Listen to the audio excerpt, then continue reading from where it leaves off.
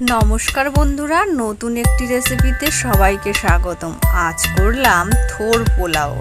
জানি না রেসিপিটি পারফেক্ট হলো কিনা, চেষ্টা করলাম জাস্ট করার মতন, অদক্ষ হাতে একটু চেষ্টা করা। তো বন্ধুরা যে যেখান থেকে রেসিপিটি দেখছেন অবশ্যই লাইক, কমেন্ট এবং শেয়ার করে পাশে থাকবেন।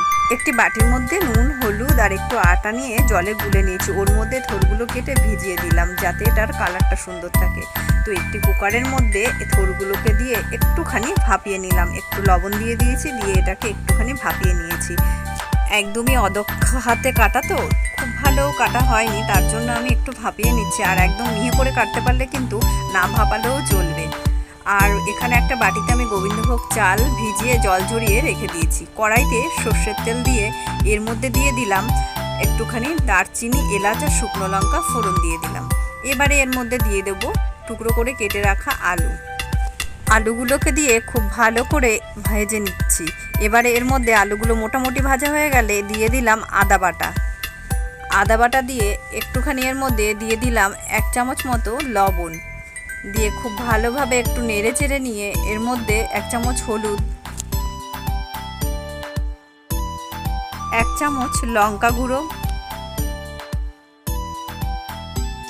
সব কিছু দিয়ে খুব ভালো করে এবার এটাকে কষিয়ে নিতে হবে।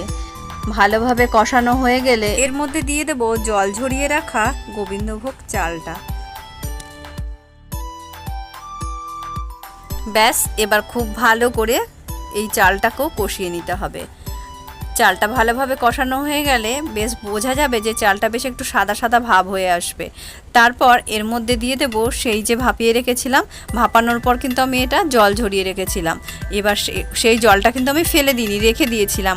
এবার এই থোরগুলোকে এর মধ্যে দিয়ে খুব ভালো করে এইভাবে ভাজতে হবে।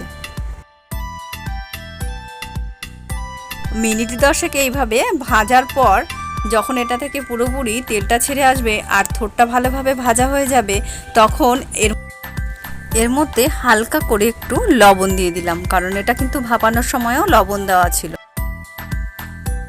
আর দিয়ে দিলাম 1 চামচ মতো মিষ্টি। তো মিষ্টিটা যদি কেউ একটু বেশি খেতে ভালোবাসেন অবশ্যই আর একটু বেশি করে দিতে পারেন। আর এবারে এর মধ্যে দেব ভাপিয়ে রাখার পর যে জলটা চিপে রেখেছিলাম থোরগুলো থেকে, সেই জলটা এর মধ্যে দিয়ে দিলাম। একটু বেশ কিছুক্ষণ এটাকে নেড়ে চেড়ে নিয়ে ঢেকে দিলাম মিনিট 5 জন্য।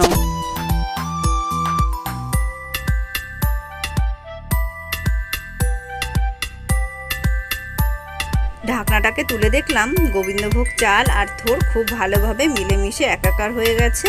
তো এইবারে বুঝলাম যে আমাদের রেসিপিটি কিন্তু রেডি। এখানে একটুখানি গরম মশলা দিয়ে দিলাম। আর তোমরা চাইলে অবশ্যই একটু ঘি দিয়ে নামিয়ে নেওয়ার আগে অবশ্যই একটু ঘি দিতে পারো।